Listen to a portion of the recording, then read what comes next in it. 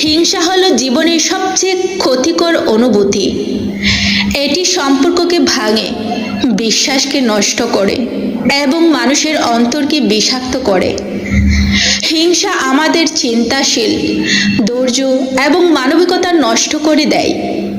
মানুষ প্রায়শই হিংসাকে ছোট বা সাময়িক মনে করে, কিন্তু একবার তা চেতনায় প্রবেশ করলে তা ধীরে ধীরে জীবনের প্রতিটি ক্ষেত্রে প্রভাব ফেলে।